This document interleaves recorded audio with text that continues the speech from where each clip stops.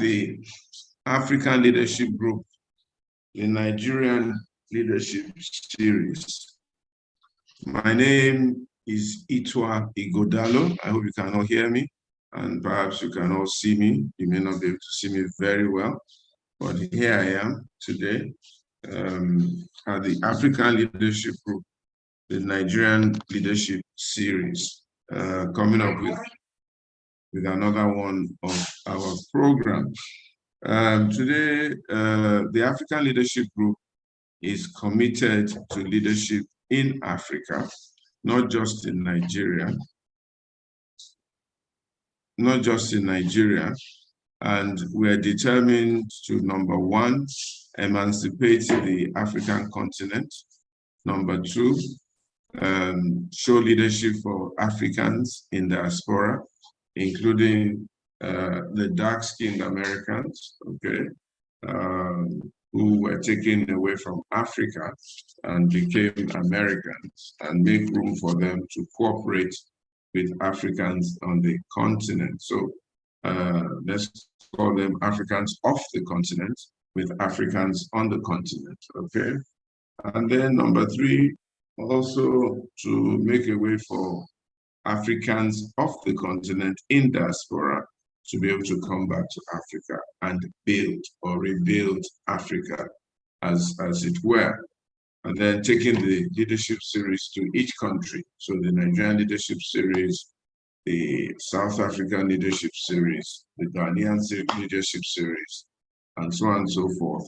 The Somalian leadership series, the Egyptian leadership series, the Senegalese leadership series, to build and bring forth good and credible leadership on the African continent. This is the bane of Africa. These are the challenges of Africa. These are the difficulties of Africa. And we think we want to rise up and take the gauntlet, starting with our home base, Nigeria. And we're believing that God will give us speed, God will give us strength. Nigeria is at a really cross-section of hard development, okay? Come 2023, we are going to be going to the polls to elect a new leader. And it's a very critical point, okay? Mandela was saying some time ago that if Nigeria gets it right, the whole of Africa will get it right. So we want Nigeria to get it right. And we don't have any more time to waste. We don't have any more 4 years to waste. We don't have any more 8 years to waste. So at the African Leadership Group, the Nigerian Leadership Series, we're looking at leadership selection process. Leadership selection process.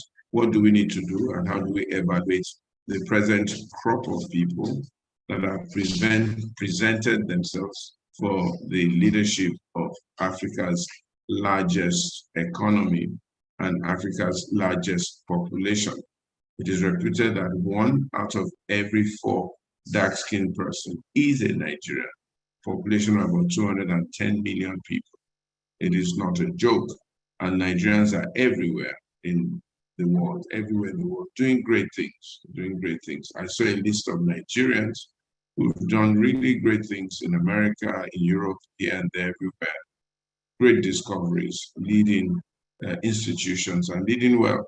So we need to get it right in Nigeria so that we can begin to turn Nigeria around and also become the fulcrum on which Africa begins to turn. So we have developed this group, and we're going to be doing 3-4 things: speaking truth to power, encouraging power. Number 2, coming up with policies and plans and programs that we can present to anyone in power, especially in Nigeria, so that they can run with it and work with it. Coming out with policies and programs in different aspects that we can present and they can run with it. Coming up with an evaluation criteria of evaluating leadership across Africa, especially also in Nigeria. So you're a governor and you think you've performed well, the Nigerian Leadership Series or the African Leadership Group will evaluate your performance and let your people know exactly how well you have performed and how well you could have performed. You're a president, the same thing. And then, of course, bring reward, accomplishment, accommodation, and promotion to those who've done well, and also explain to those who've not done so well that they could have done better. Today, our subject matter is a road to a new and better Nigeria. A road to a new and better Nigeria. First of all, is a new Nigeria possible? Secondly, can Nigeria be better? So the first question is a new Nigeria possible? The second question is, can Nigeria really be better? Have we gotten to the best that we can get? And then thirdly, what is the road? What is the road we should take? And then finally, what should every Nigerian do to be part of this journey and be part of this process? And then if we have enough time, are there roadblocks and things we need to cover and jump over to ensure we can get to this Nigeria? So is it possible? Is it possible at all to have a new Nigeria with the state of things that we have? And to talk to us today is a gentleman who has been on this platform before, very outspoken, very knowledgeable, very bold, very determined to contribute his own quota to this Nigeria that we see. He attended the Lagos University, where he was president of the student union. So it's been in his blood to try and make things better, 1994 to 1995. And he has used his voice and pen to advocate for a better Nigeria. Driven by his passion for change, our speaker has been campaigning for the liberation of people from the oppressive Nigerian state. And then he wrote a book, Do Not Die in Their War, released in 2019. He thinks that we need a total overhaul of the Nigerian system, and so on and so forth. He likes to teach, educate, correct, and inspire this present generation and generations to come. Please welcome with me Dele Farotimi, a lawyer, a seasoned public speaker, and a member of the Citizens Rally Against Oppression, I beg your pardon. Dele, you are most welcome. And let me thank you for being my traveling companion, even though by accident, about 2 or 3 months ago, when we found ourselves on the same aircraft going to the United States. Let me also thank you very warmly and very greatly for all that you have been doing concerning our nation and for being very, very consistent. So my first question to you is this: is a new Nigeria possible? Is it possible or conceivable that Nigeria can be better? And if there's anything you want to tell us a little bit more about yourself, please go ahead and do so. God bless you. Amen. Good evening, Pastor Itua. It's always a pleasure seeing you and being with you. And yes, it was a pleasure traveling on the same flight with you. You've asked a pretty interesting question, and I've wanted to speak to this for a while. Is a new Nigeria possible? I am of the firm opinion that a new Nigeria is very, very, very possible. But the situation looks pretty bleak when we engage it without looking beyond the immediate. When we focus on where we are at present, the complete mess and ruination that has been made of the Nigerian space, it becomes very difficult to find reasons to be optimistic about Nigeria. And this is where you find several voices speaking to its dismemberment. But I believe that a new Nigeria is possible. But I also believe that perhaps we should stop looking to our rulers to deliver this new Nigeria. I believe it is more in the hands of the average Nigerian who has become victim of the Nigerian state to engage in what I prefer to call a leadership recruitment process, other than for us to expect that the crop of those who have always offered themselves for leadership are capable of delivering on their promises. The long years have shown us that practically each and every one of those who have had the opportunity to rule Nigeria have been ruinous in the extreme for the Nigerian. But 2023 presents an opportunity for the average Nigerian to recognize that we are the ones who would have to determine exactly what it is that we seek, and then consciously recruit our own leaders. That is the beauty of the situation our rulers have been forced into. They say we are a democracy. Their hubris has led them to amend the Electoral Act sufficiently for us to, if we're conscious and deliberate, recruit our own leaders this time around. That's my belief. I believe it is possible, but it can only happen with our own active participation and perhaps hijack of the process, conscious hijack of the process, to make sure that it is those who will rule and lead and not those who have consistently ruined that would attain power. Thank you very, very much for that. Let me recap.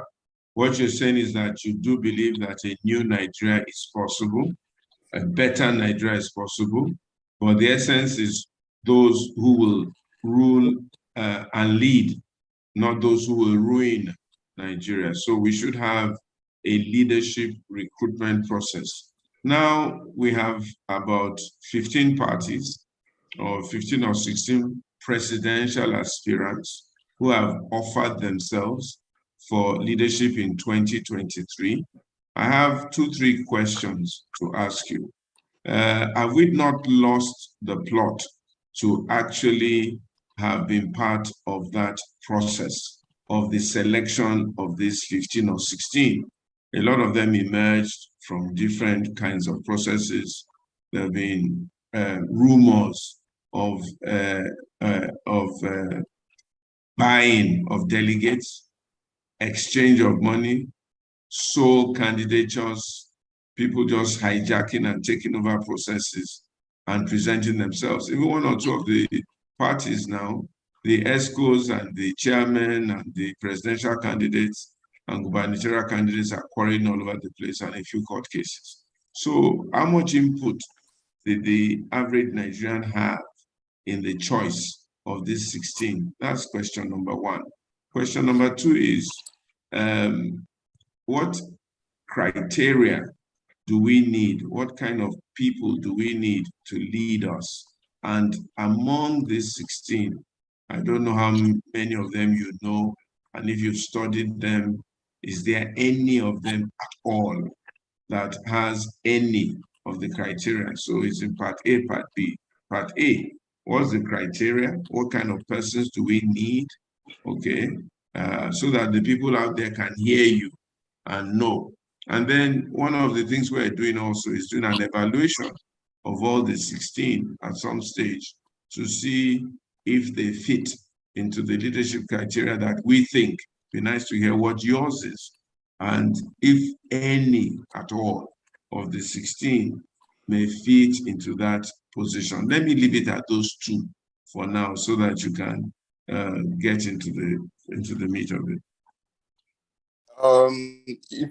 In my opening statement, I did make clear that it is entirely up to the victims of Nigeria to determine how they go about the business of leadership recruitment.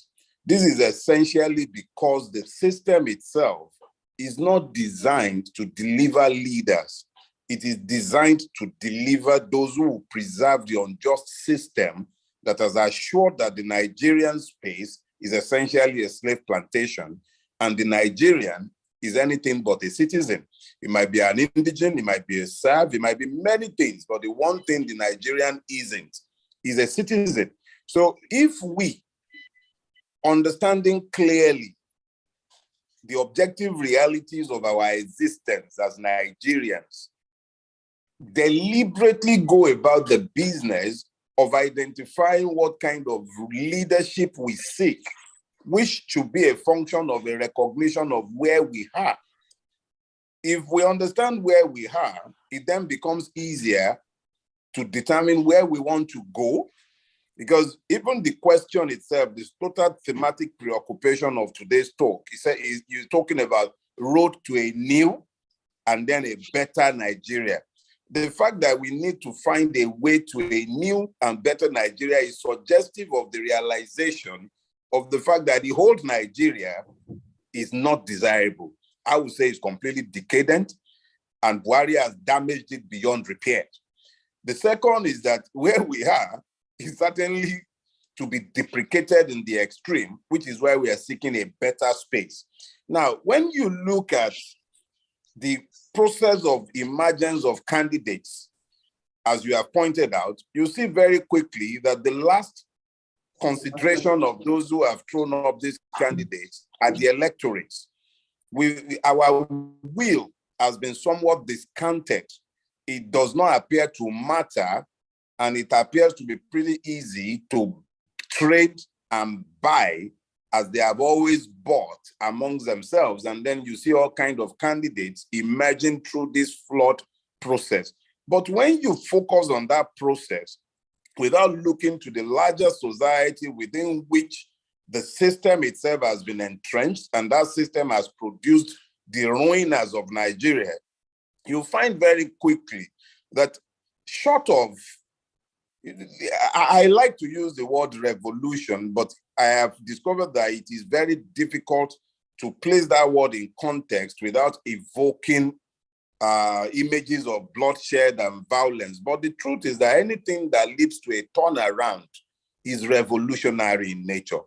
I believe that if we look to the people that has been thrown up by this process, you'll find very quickly that you'll still find one or two persons who holds the promise of a better Nigeria and a new one for that matter. I have settled on one of those people, and that is the person I am supporting, and I'll be canvassing votes on his behalf when the process opens up full-blown. The fact of the matter is that when you look to the 16, you get lost in the crowd. I think the Oibos have this funny thing they say you sometimes miss the tree because of the forest. Because when you're looking at the totality, it becomes easy to lose sight of the singular. I would say to you that the only candidates worthy of consideration in this race, one, I cannot look beyond the person of Mr. Peter Obi, but I cannot also discount the revolutionary capacity of a Yele Sowore. But I have settled, as I have said, on a Peter Obi because I believe for several reasons that his candidacy holds promises for the Nigerian people, and it is suggestive of the fact that we are taking a break away from where we have been. And it is possible that we will be able to achieve a turnaround under his leadership if we are able to be deliberate, at least sufficiently deliberate, in making sure that INEC, which I do not trust in the least bit, does not subvert the will of the Nigerian people as it has always lent itself to. So I think at this point, looking to the major parties, I look at the APC, I look at his ruinous record in office that has spanned over 7 years. I do not see anything about the APC to recommend it for future leadership in the Nigerian space. I look to the PDP and its candidate, and I do not see any breakaway from our inglorious past as well. But I look to Peter Obi, and I believe very strongly that his candidacy holds promises in several areas. The first being a repair of the damage that has been done, because the man has sufficient ideas to propel a change. That particularly, and his track record as governor of Anambra State, I'm not unaware of the several stories and tales by moonlight that have sprung up since the electoral season began, the revisionist attempts at maligning his character and his record. But I am happy to stay in that space, and that is where I'm at. All right. I think that's a bold statement for Mr. Peter Obi. You have said that you looked at the track record of his governorship as governor of Anambra State, but he's been accused of quite a few things, including even an attempt to call him a drug runner or something like that. I don't know if you've investigated any of this very closely. Also to say that he invested he got the state to invest in some of his own business or something, blah, blah, blah, blah, blah, blah, here and there. I don't know if you've looked at those things critically and you've come up with some conclusion or the other. And Let also me put somebody it this said, way. Let me put it this way, Pastor Itwa. In Nigeria, somebody once said that every time you want to have your biography laid out for you, join politics. Once you get into political, once you express your political ambition, multiple persons would attempt to help you rewrite your history. It is instructive that none of these salacious stories ever cropped up until he made known his presidential ambition. I have not paid particular attention to most of these things because I understand that when politics is around the corner, a lot of stories get told. Number one, whether Mr. Peter Obi, if we're talking about Peter Obi having been involved in drug running, I wonder what anybody will say about Mr. Tinubu, who is an indicted drug money launderer and who forfeited quite a large chunk of money. So when I hear that accusation issuing forth from a man whose name I do not know, whose age I do not know, whose educational qualifications are shrouded in mystery, I do not believe that it is worthy of any attention whatsoever. That is on one hand. When people speak to the fact that he invested Anambra State's money in Sabmela, which is a South African company, I don't understand when Sabmela became Peter Obi's company. But I'm sure that when the time comes, the candidate himself will be well able to answer these charges. But the most important thing I must point out, Peter Obi has not come out to tell anyone that is running for sainthood or that he wants to become the Pope, even though he's a Catholic. What he has said is that he wants to be president of Nigeria. If he has committed a crime, the APC government of Nigeria is sufficiently vindictive enough to make sure that that is hung around his neck. So all these unsubstantiated allegations, they're just water off my own back. It does not in the least bit interest me, and I have not bothered myself with it. I expect to hear more of such fallacies, and that's what I consider them to be. If he has done anything of substance, I assure you, Tinubu and his goons would have found a way to wrap that around his neck sufficiently. So it's not something I believe we should pay too much attention to. His election season fever. It comes with his stories, it comes with his nightmares. It is not of any concern to me. I don't consider it worthy of any particular attention, if the truth be told. Okay, I didn't want this to be a context between him and Tinubu, but you did mention that name, and I'm tempted to say a few things a little bit on Tinubu's behalf. Number one, people have said that he did a fantastic job with Lagos. Number two, he's a team player and is an identifier of people of capacity. Number three, is the one that has the courage or the strength and determination to be able to bring about some form of restructuring in Nigeria and so on and so forth. I don't know if you want to speak to that or we should just pass. Just like there will be slander during election season, you will also be compelled to listen to a lot of hyperboles that are not supported by the reality that my senses picked. I've lived in Lagos since 1985. I came to Lagos as a 17-year-old to attend LASU. And my time in LASU has spanned into a lifetime in Lagos. This is my 35th year of living in Lagos. Lagos did not start existing in 1999 when Mr. Tinubu happened on Lagos. So when they come with all these stories of how he's a unifier, how he identifies talent, he identified the current winner of Nigeria that is sitting in the rock called ASU. That is sufficient basis for me to question his intellectual capacity and his ability to recognize talent. By his own admission, he was the one who brought this ruination upon all of us by going to meet a man who has luled, and then he went to bring the man who had already resigned himself to fate that his 12 million vote will never make him the president of Nigeria. It took Tinubu to visit that disaster upon Nigeria. On that ground alone, he is disqualified from even opening his mouth in the public square to have to be entrusted with power. That is one. The second thing is this. As I have pointed out, this is my 35th year of living in Lagos. Life has grown progressively worse in this state since 1999. Mr. Tinubu is always very quick to claim that he built Lagos. But I challenge anyone to tell me of any other state capital or town in the whole of Nigeria where you'll be in traffic at 11 o'clock at night. That is the kind of bad policy, the refusal to build a state. Even he himself could not find any hospitals to use in this Lagos state each time he has had the shakes and he has had to leave Nigeria to go and treat himself. There is nothing that has been done in Lagos State beyond turning the state into a private enterprise to be milked and destroyed.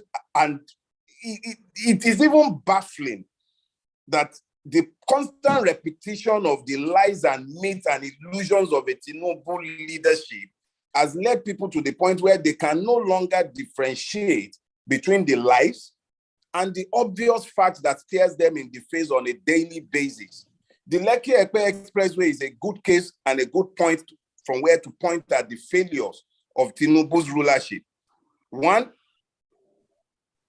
it was always a 4-lane road. They added an extra lane, hijacked and sold the road to themselves. The Lagos State House of Assembly has purchased that land at that road from LCC twice. Under Fashola, they purchased it. Under Ambode, they repurchased it. I think Ambode's time, it was 16.5 billion that was paid to repurchase that road. Today, that road is littered with potholes from one end to the other. If you go to the Ajah end, you find that they are already breaking the road apart again because the bridge they are bringing there is a complete afterthought. There were roundabouts which were housing billboards. Those roundabouts have today been demolished. If these were to be a company and we were shareholders in the company, we would have voted out this management a long time ago and perhaps sought their prosecution for wanton wastage of public fund, of shareholders' funds. So when they keep telling me that the man is some genius, the only genius that you can ascribe to the man is the genius of stealing, of avarice, extreme brigandage at all levels. So I am not in any way, shape, or form taken in by the repetition of these Goebbels-like lies that have been imbibed and bought by the people who are repeating it. In fact, what I have found is that each time they seek to defend or promote Mr. Tinubu's candidacy, the persons end up sounding stupid in the extreme. No matter how wise they might have been, they become as Ahithophel. They begin to sound foolish in the extreme because I don't really know what there is to point at and then be shouting a Milokon or that something great has happened. If anything, Lagos has been subjected to great ruination. Jakonde ruled Lagos for 4 years. The LASU that I attended is a seed of Jakonde's ingenuity. The LASU that is there today, how many people who went to LASU in my generation will send their children there? And they are talking about the genius of Mr. Tinubu. These are nothing but lies, bare-faced lies from the pit of hell. If anything, the man has brought Lagos to ruination. Is there nothing good that he did? I mean, people don't talk about the automation, the Oracle automation of Lagos State governance, the identification of great leaders, the To what purpose? removal of garbage from the place and this and that and that. No, please. I remember seeing some documentary where the man was busy vibrating and telling us how where Oriental Hotel is today was a garbage dump. That is a blatant lie. Blatant lie. You can tell that lie to those who came to Lagos yesterday. As I said, I came to Lagos in 1985. I didn't come yesterday. I did not enter Lagos in the year 2000. They speak about him building Lekki Phase 1. Lekki Phase 1 was there long before he came. I must give it to him that he was the one who connected them to the national grid in the year 2000, but it existed before him, that they were lifting garbage. That is the most basic task of any civilized government in any civilized society. So collection of waste. The only thing the man has done, Tinubu has been good for his friends. And it's like, I call it Jagaban PLC. The shareholders of Jagaban PLC have lived large of the sweat of every other Lagosian. They've cornered the state and turned it into a private fiefdom. And by virtue of this, they have all made money. So they can vote for him. They can clap for him. They can be his cheerleaders and bully boys. But the average citizens of Lagos State, and I'm abusing the word citizen when I use that word, the average dweller of Lagos State have been turned into serfs. The Agberos rule supreme in Lagos State because those are the ones whom he has empowered. The average man on the street of Lagos is just easy picking for Agberos. Crime has shot through the roof, Omonile everywhere, Agberos everywhere. Agberos has, look, the reality is that some people might continue to deny the evidences of their eyes and of their brains. I'm incapable of doing that to myself. And there is nothing about what the man has done to suggest that he is deserving of getting even a poultry farm. As far as I'm concerned, all these hyperboles and propaganda. Look at the road that they are destroying again, Ojo-Elegbayaba Road, because of the metro line that they are taking to the place. They just repaired that road. They knew that, they always knew they were bringing a metro line. They needed to build that. And so you find a situation where they talk about a master plan, but there is nothing suggestive of a master plan in the way the state has been ruled. It's been an ad hoc situation where what will bring the most benefit to the shareholders of Jagaban PLC have been the motivating factor at any point in time, not the people's interest. Okay, so how do we now get Nigeria going forward and getting the people? You spoke about the Nigerians being able, the victims of Nigeria being able to rise up and speak and determine who they want.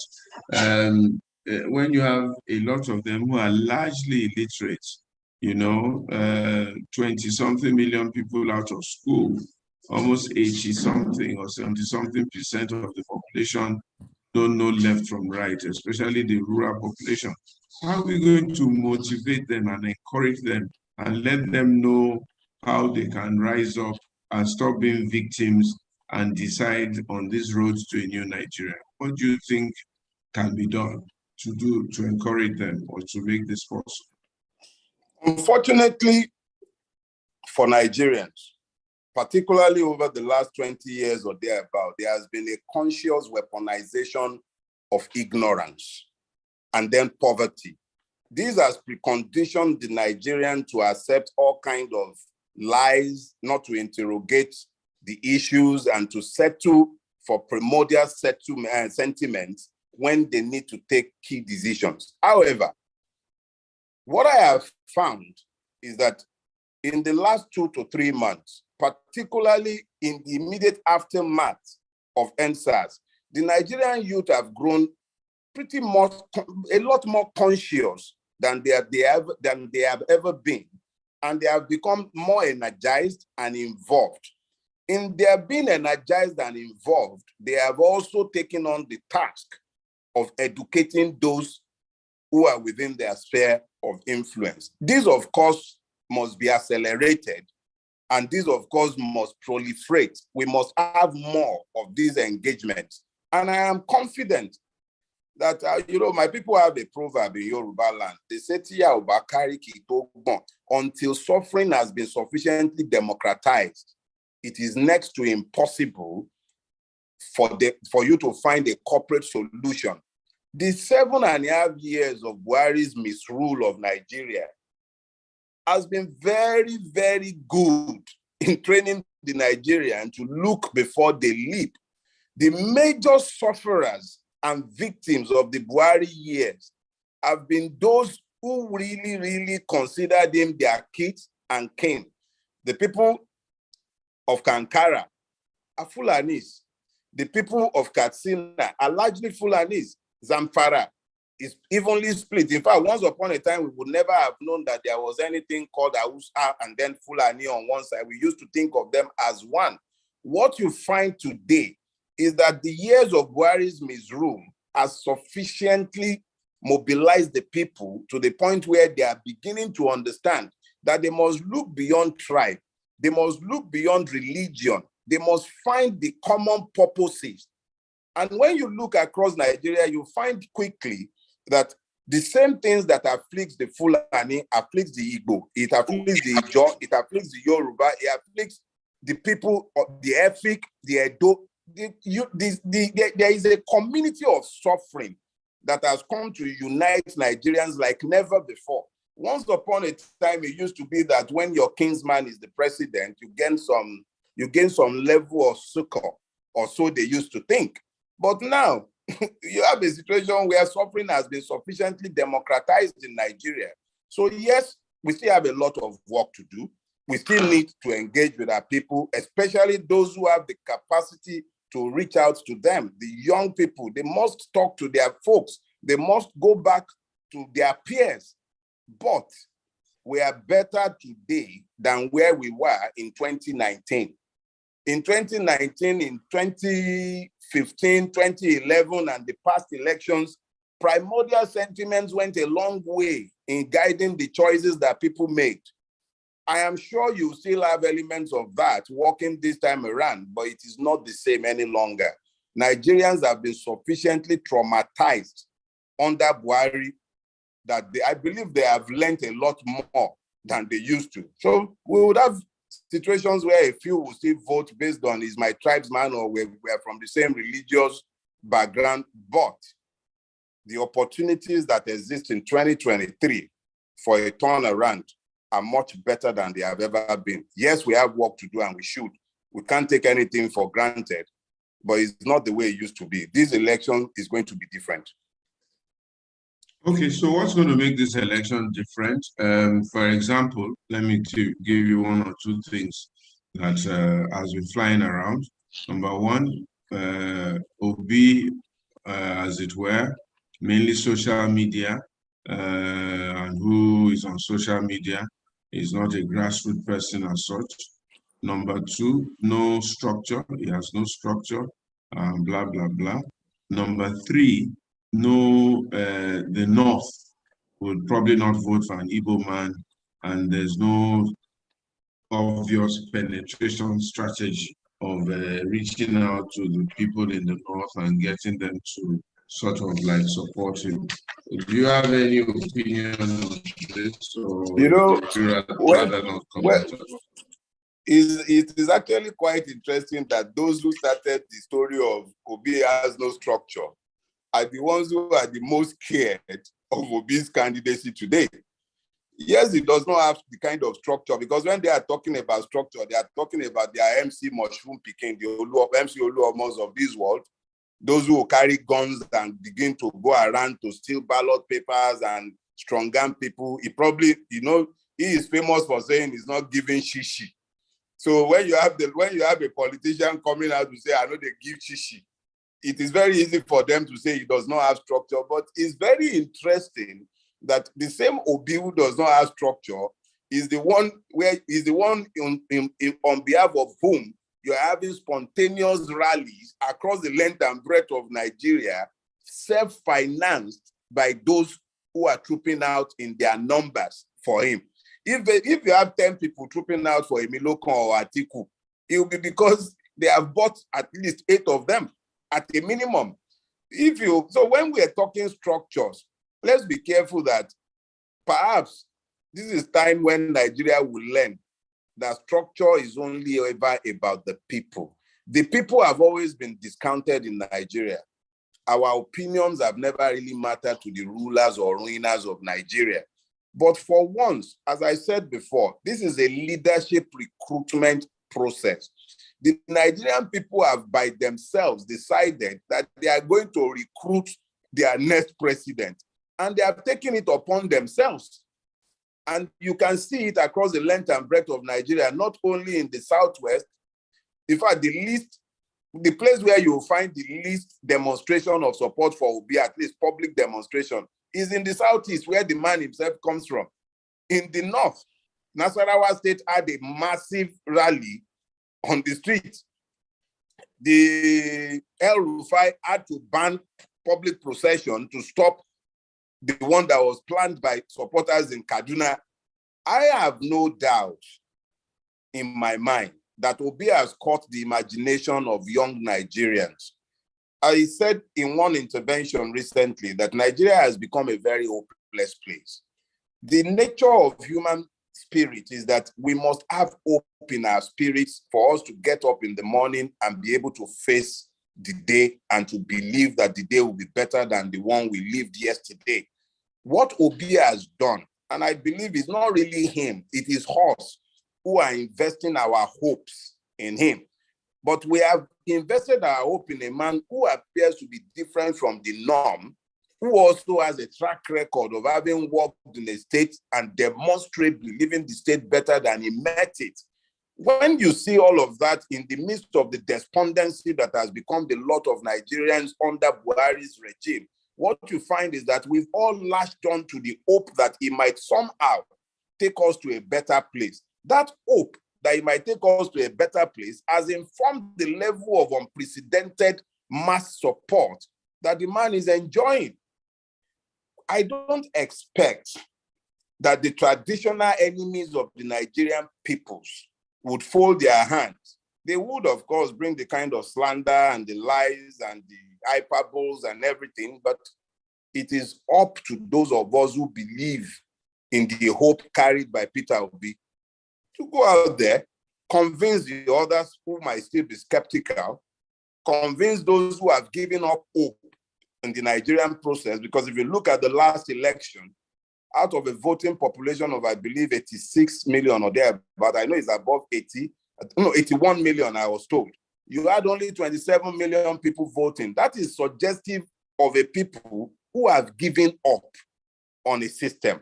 But in that same system where people have given up hope, you are now seeing a renewal of hope, which has led to spontaneous outbursts all over the country where people are rallying in support of a candidate who is not giving shishi.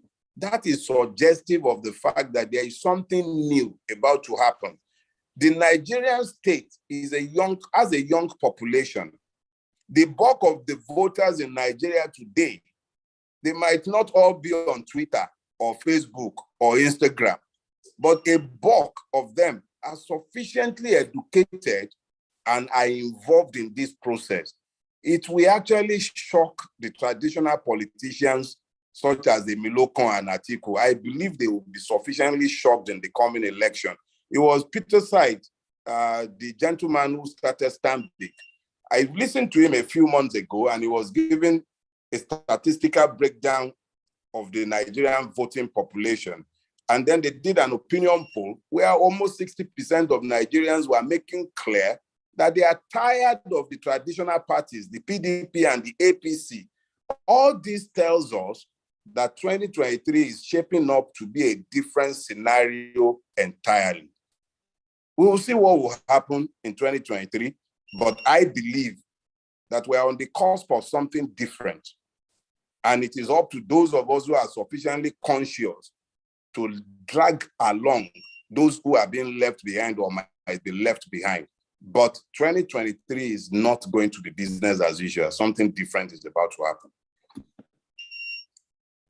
Thank you very much. There was a name you mentioned also that I was going to ask you about, Mr. Atiku Abubakar. some people have said that, well, Obi sour grapes is because they weren't going to pick him in PDP. He jumped out. He had actually wanted to be vice to Atiku Abubakar. He's also part of this whole PDP racket. And they've said that Atiku Abubakar seems to be like a pair of safe hands. That we've seen what he did as VP to Obasanjo, also identifying talents. He's been close to governance. He speaks very well. He's stable. His health seems okay.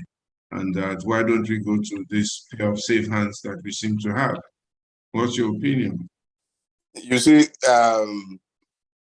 Mr. Atiku Abubakar had a boss, General Olusegun Obasanjo, a man who I do not have much time for.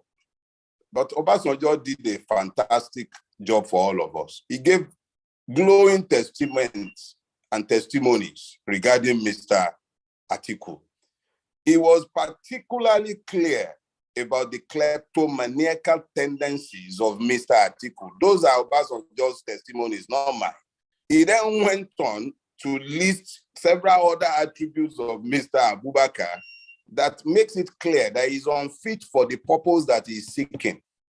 He makes it clear that the man's sole interest in power is self-aggrandizement. He made it very clear that the man in question does not have the public good or interest at heart. But beyond that, let us deal with the specifics of age and capacities. Mr. Atiku Abubakar is well over 70. Beyond his time as the vice president of Nigeria, the only thing that has distinguished him are his many dalliances with different kinds of shady characters, including Jefferson, who had served time in America for corrupt enrichment, and his co-accused happens to be Mr. Atiku Abubakar. So when they begin to talk about the identification of talent,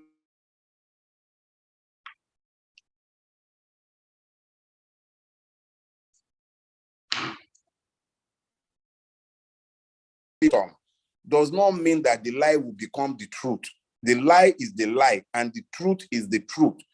And the fact is that Mr. Atiku Abubakar does not have a record in the public space that is suggestive of a capacity to turn Nigeria around. Let me repeat what I had said before.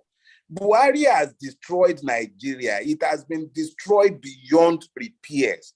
You actually have to reimagine Nigeria and then begin to sell your new vision of that Nigeria to the Nigerian people so that they might be persuaded to come along in the arduous task of rebuilding it. The Bible is clear. It says, old men shall dream dreams, and then the young shall see vision. What vision is an Atiku Abubakar going to be seeing in his old age? He should be with his grandchildren, have them on his laps. He can dance all he wants. He can marry a new bride tomorrow. It makes no difference to the fact that he's an old man.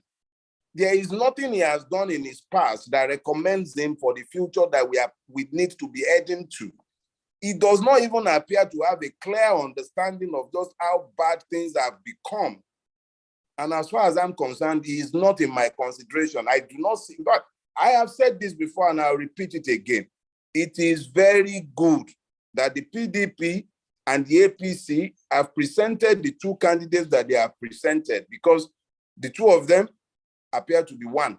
As far as I'm concerned, they're like twins. So once you've seen one, you've seen the other. Frankly, I do not, for the life of me, know exactly what it is that any one of these aged men who should be at home taking care of their grandchildren, I don't know what it is that they want to offer Nigerian with his youth population and with their tired vision. I don't understand what it is that they are looking for, but I do not consider them candidates to be contemplated at all. They are the same. Thank you very much. We're soon going to be taking some questions from the floor so that we don't, I don't monopolize the thing. A few people want to ask you questions. I see one or two people have raised up their hands, and there's some things that have been popping up on the screen. But let me just ask you very quickly, if you can give us 3, 4, 5 point agenda of what Nigerians should be doing right now to do their best to create a new Nigeria come 2023 with the facts that we have on the ground. 1, 2, 3, 4, 5 that we can use and tell Nigerians that, see, this new Nigeria is possible. This is the direction in which it is possible. 1, 2, 3, 4, 5 things we must all do to try and make it happen. I believe that whether we like it or not, there is great urgency and need to restructure the Nigerian state. All the problems we are encountering today were present at the foundation of Nigeria. The only thing that is different is that at that time, the Nigerians were able to speak to each other and agree solutions to the problems that they all freely identified. That was how come Nigeria settled on federalism as the system of government, as the structure of the state. It is also the reason why it was easy for Nigerians to settle on the parliamentary system as the way to govern Nigeria. This winner-take-all, that is the presidential system, is actually an imposition of the military after they took over governance in 1966. I am not sure how far back we might be able to travel because we need to travel back before we can move forward. The cost of governance has become prohibitive, so it is critical that Nigerians are able to sit down with themselves, look to the way we are governing ourselves, and critically determine what path lays to the future. But we cannot escape restructuring Nigeria. That is one. The second thing is that the Nigerian people themselves must take hard looks in the mirror and tell ourselves, no matter how well you restructure Nigeria, if there is no moral revolution and regeneration within the Nigerian space, Nigeria will still not move forward because it is Nigerians who have ruined Nigeria. And it has not been only the ruiners, those who call themselves rulers. It has also been with the connivance and acquiescence of the victims. So we ourselves must take hard looks at ourselves and determine that we cannot continue like this. Because if we kept going on the trajectory that we are on, Nigeria will eventually implode and die. Sufficient numbers of the victims, north, east, west, and south, are already saying they've had enough of Nigeria. You can't even talk to some Nigerians about Nigeria any longer. If they are not looking for Biafra, they are looking for Oodua Republic, and nobody is looking at the consequence or the way to get there without bloodshed. These are factors that we must all address because it is not sufficient that you say Nigeria is one indissoluble, all that one is just rhetoric. At the end of the day, if it is not working for the people, it will die. Regardless of what some of us might say, it might be that it will be a violent breakup, but without addressing the foundational problems that are plaguing Nigeria today, it will be next to impossible to maintain it as one country. That is the second. The third thing is that we have neglected education because the Nigerian state has weaponized ignorance. And once a person is ignorant, his poverty is assured. So there is a need to pay close attention to the educational sector, find a way to reimagine even the entire curriculum. It is quite interesting that we are able to read the Bible, for instance, in practically all Nigerian languages, but you cannot find mathematical textbooks in all Nigerian languages. Outside the English language, maybe the major languages, you might find arithmetic textbooks. But why is it impossible to indigenize our educational system? I don't understand this, but it is critical that if we must move forward into the future, we must look beyond the ability to speak English language as an indicator or a marker of education. Speaking English language is not sufficient education. There are several people speaking in the nonsense every day, eloquently in English language.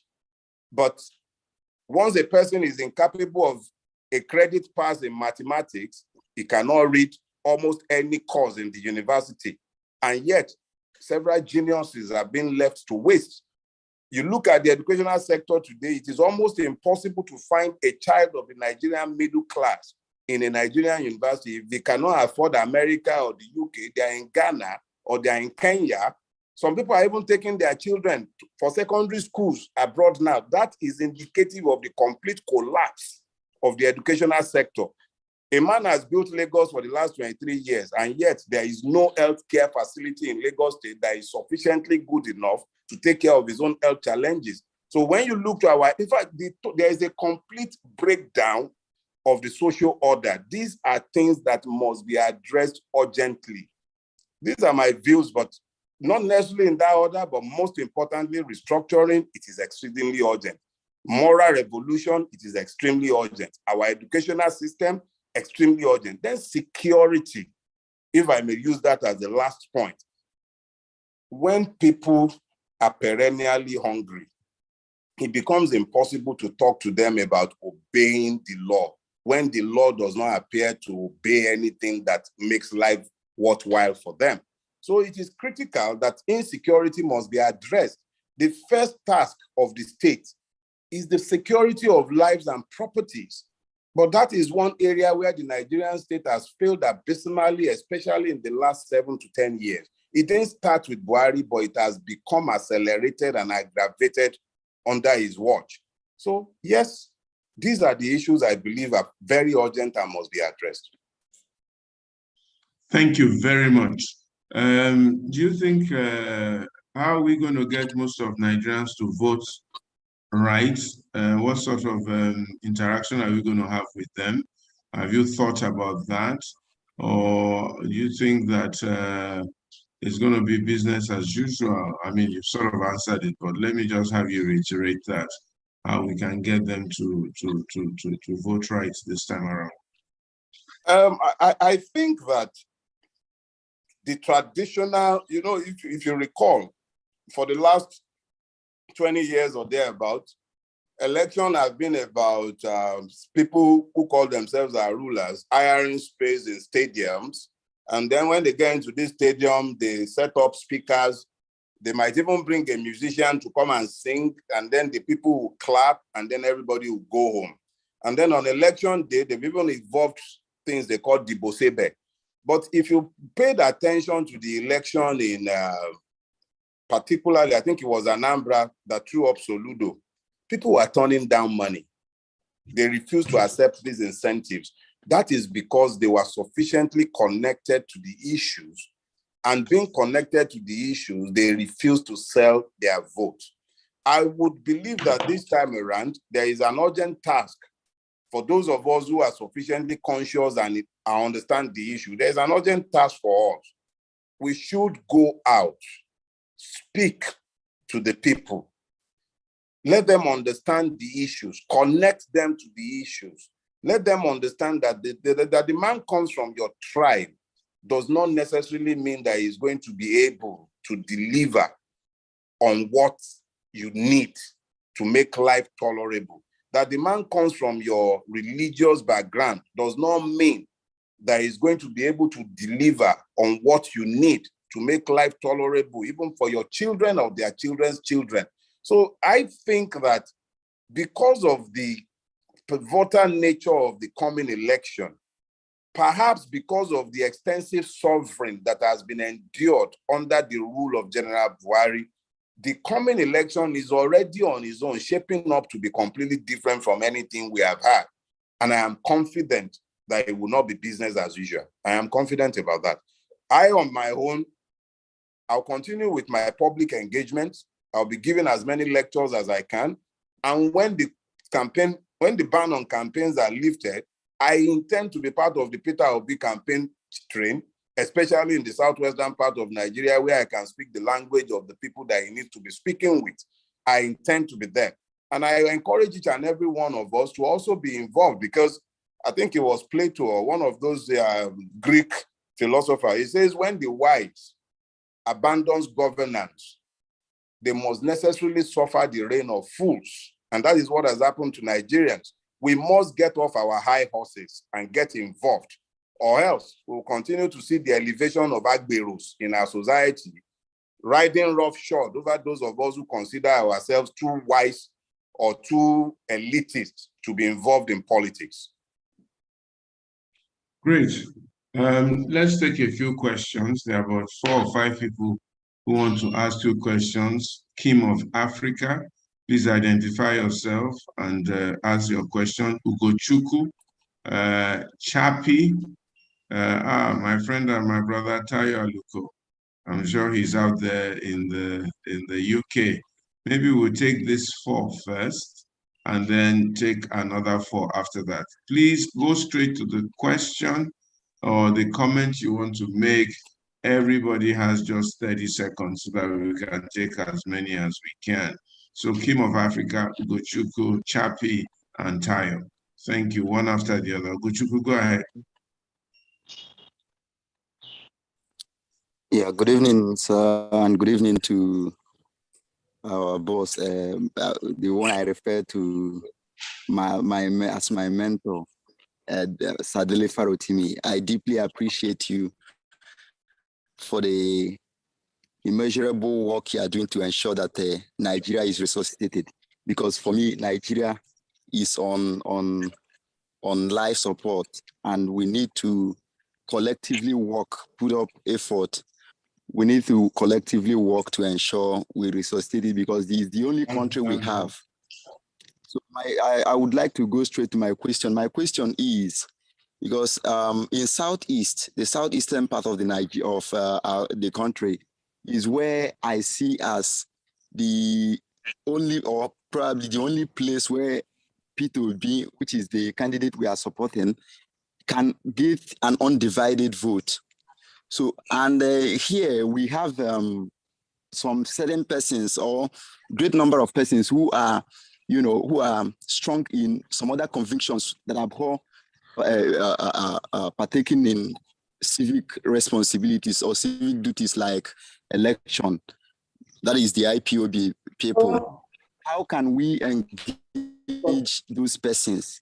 And as well, even when we must have realized our mission, how can we engage those ones who are somebody like Nnamdi Kanu, who are strong in their conviction, who we know that they don't believe that Nigeria will, and they are championing that everybody should go their separate ways. My question is, before the election, how can we engage these people who don't believe that election is the best way to go? And after the election, or even before, how can we engage their leaders? Let's leave it. How do we what? Engage their leaders who are the persons championing this cause. Like, yes. All right, no problem. I think that's sufficient. Dele, just hold on to that. Let's take a question from Chappie so that you can answer the 4 questions at the same time. Chappie, you want to unmute yourself? I wanted to do. Yes. Go ahead. Yeah. What's your question, please? Quickly. I want to say that we strongly believe that this election will be different, but then we also have the problem of getting the ordinary people on the streets involved in the process. Like, what I think is happening right now is a consciousness that is sweeping through the country, but it will take a lot of effort. So my question is, how do we get the ordinary people on the streets, the bus drivers, the conductors, the artisans, to key into this vision? Because we all want to see a new Nigeria that really works. Okay, thank you very much, Chappie. How do we get the artisans to key into the vision? Thank you. Tayo, please unmute yourself and ask your question. Yes, good evening.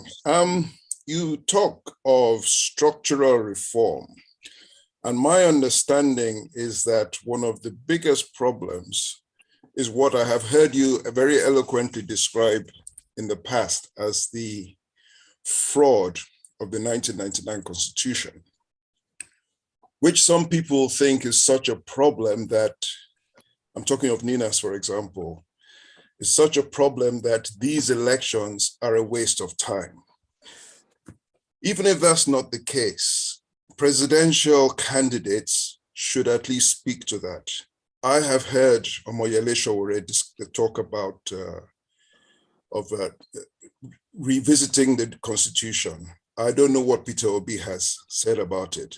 So I actually want to know what you see as the problem with Sowore that has made you favor Peter Obi.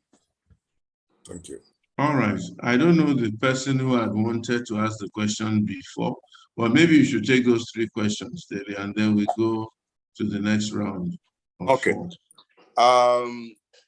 You see, the first question came from Bochuku, and he was talking about how to get IPOB on board. I am of the opinion that IPOB is merely an expression of the people's frustration with a system that has marginalized them and kept them outside of the loop of governance. Now, IPOB does not exist in a vacuum. Its legitimacy is derived from the support of the people of the Southeast. The same IPOB was in place when elections were held in Anambra, and that happened because the people of Anambra were sufficiently mobilized and they were sufficiently energized into wanting to change their governance, and they were involved. They didn't vote for the highest bidder, and IPOB was generally quiet through that election. I do not foresee anything being different in the presidential election. It might very well be that we need to consider that IPOB exists with the support of the people in the region. When that support is for an election to hold and that Peter Obi should be elected, I will imagine that you will see a calm down, a ratcheting down of the violence, even if only to see just exactly how far the electoral process might take us in the direction of change. So I believe that it is a function of how well we're able to persuade IPOB and every other secessionist agitators to calm down and ratchet down the violence. How that happens is a function of electioneering, is a function of mobilization, and I am confident that good conscience will speak in the East, and we should have some ratcheting down of the violence. The second question deals with how do we get the ordinary people? Well, Chappie asked this question, and I addressed it earlier on. It is those of us who believes that Nigeria can be saved or might be saved and can be changed. We have a duty to educate the less informed. When the people within your sphere of influence, whether that be the bus driver, whether that is the mechanic, whether that is the driver who drives, whoever that person might be, that you come into contact with on a day-to-day basis, we all have to become itinerant preachers. You have to preach this gospel of change. You have to reach out to people. You can't sit in a cocoon. It could even be your friends who might ordinarily not be interested and might have given up on Nigeria. You have a duty to reach out to them and to get them to buy into the idea of change. The third question is the gentleman who asks what it is about Peter Obi's position that is leading me to support him over my friend Dele. You see,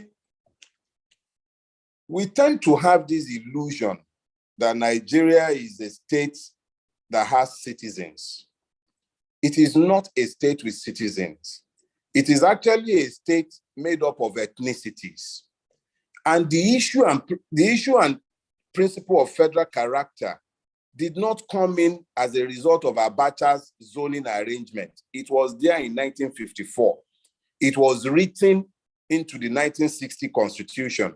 Nigeria is a federation, and when it comes to appointments into offices, federal character must be reflected.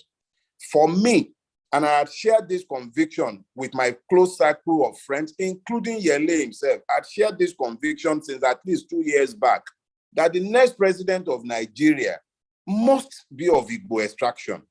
Not only did I share this conviction, I made clear that it wouldn't just be any person of Igbo extraction. It must be a candidate who understands the urgent need for restructuring. I have been opportune to sit in 2 meetings involving Mr. Peter Obi. The first was a meeting of the SMBLF, that is the Southern and Middle Belt Leaders Forum, where the people who sat in that meeting interrogated Mr. Peter Obi to ask him specifically what his position is related to restructuring. he made it clear to all of us that he was committed to the cause of restructuring, because it is clear that you really cannot do anything with Nigeria without restructuring it. I am confident that by the time his manifesto is out, we find that restructuring is one of the cardinal principles upon which he has anchored his manifesto. So when it comes to a conceptual understanding of the need to restructure Nigeria, I am sufficiently persuaded by Mr. Peter Obi's understanding of the urgency and of the need. When you now look to my friend Dele, Dele is eminently qualified to be the president of Nigeria. But for me, in my idiocy, and let me consider idiocy, I am convinced that you cannot ask a people not to leave Nigeria and at the same time unjustly deny them the opportunity to lead the country that you are demanding that they cannot leave. The Yoruba man has been president for 8 years. We've been vice president for 8 years. If we are going to be truthful with ourselves, and we have said that the presidency of Nigeria should be zoned between the North and the South. The North has 3 zones: the Northwest, the Northeast, and the North Central. The South has 3 zones: the Southwest, the Southeast, and the South-South. Now that power has been zoned to the South, a Yoruba man is standing up and saying a Milokon. But that same Yoruba of the Southwest, we've been president already. We've been vice president. We're the current vice president. I am not a supporter of zoning. I deprecate it in the extreme because it is something that has arisen out of the jettisoning of the original agreements that found Nigeria. It was when Nigeria has been restructured into the monstrosity that it is today that we've now brought up the issue of zoning so that at least you can rotate this unjust monstrosity that has become part of our national life. In the face of that, equity and justice demands that the next president of Nigeria must be of Igbo extraction. If it was an Oji Uzo Kalu that has been brought up, I probably will not look in his, in fact, I definitely will not look in his direction. If it was some decrepit person of no pedigree that had been brought up, I will not simply say that because it's of Igbo extraction, I will support him. But there is a compelling argument for zoning to the Southeast, and there is a compelling candidate in the race of Southeastern origin. I cannot in good conscience turn my back on that candidate and say that I will follow Dele Sowore. And I concede and I continue to say he's eminently qualified in his own right. But I cannot look beyond that qualified candidate of Igbo origin in this coming election. Nigeria is at a precipice. And if it must be saved, it can only be saved on the principle of equity and justice. And those twin principles leaves me no choice but to support Peter Obi. Thank you very much. Let's go on to the next set of 4. Eli Ofi, Olamide Idowu, Kwaram Adeleke, and Ifeoluwa Adesanya. Please, no need for any niceties. Just state your question or your comment, and we will note them, and our speaker will respond to all 4 of them at once. Thank you. Straight to the point. 30 seconds. Hello, Mr. Dele. Thank you for taking the time out to be here. My question is, I mean, we've had people in the past who've talked about restructuring, and we've actually noticed that they tend to go in the same direction by not doing what exactly they promised. Not just Peter Obi, we've had other people talk about restructuring. But how do we create a balance between going ahead with the election and dealing with a systemic failure? Because we're dealing with a regime change as against a system that produces leaders that are incapable of doing what is right. So how do we create that balance? That's my question. Thank you very much. Olamide Idowu. I'm trying to, okay. Yeah, I'm unmuted now. Thank you very much. My question will go straight before I commend my great pastor and my good brother who I've never met before, but we'll be meeting online. And the question is this. I live in London. I am the president of all Ekiti people in the UK. I coordinate Do It Right Africa globally. We are committed to the cause of making Nigeria a good place. How do we contribute to finance Peter Obi, because we are lining up behind this same thought? Thank you. Thank And it you, has to be Olamide. I don't know it has to if be legally. Can you hear me? our speaker is qualified to answer that question, but I'll allow him to speak for himself. And if he's I not, think, sir, our speaker is a lawyer, and we are thinking about how we can legally contribute to supporting Peter Obi, because this is a job that has to be done in the interest of Nigeria. Thank you, Pastor. okay, no problem. If that's the perspective you're coming from, no problem. Mr. Adeleke, please. Kowan. Unmute yourself, straight to the point. Good evening. Yeah. Thank you, Mr. Dele, for all you have said since. I must say, I've shared similar visions and views towards the subject of today. And I want to thank the host and Mr. Dele for all you have said since. And you spoke a lot about Peter Obi and how fantastic he looks and the track record he has. Considering the current state of Nigeria, Mr. Dele, do you think Peter Obi has the capacity to run the current state of Nigeria, considering the current state of Nigeria? Thank you very much. Yes. Ighodalo, please, straight to your question.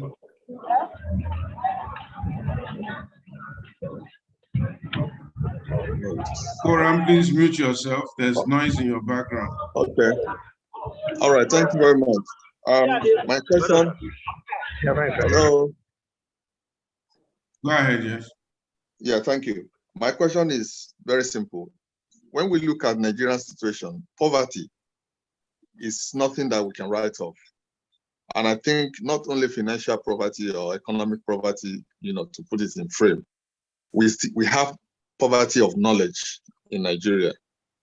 Because I think the question I want to ask really is, what other plans do our speaker have in mind or put in place? Or should I say, what other plans should we put in place in educating the public, the general public, most especially the youth? Because this is not about education, it's about educating them about the value of their vote. How can we do that? And what other plans should we put in place? Thank you. Thank you very much, Mr. Adesanya. Maybe we should take one more very quickly. James Palm.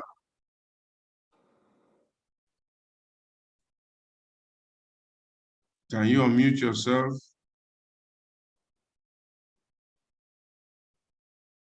Maybe he's having difficulty. All right, just be on standby, Mr. Palm or Reverend Palm. Dele, can you?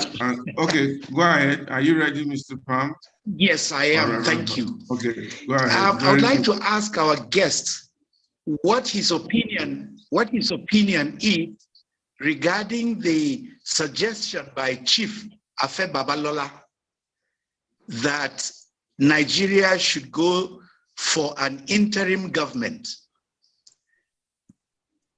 Okay, thank you. Good question.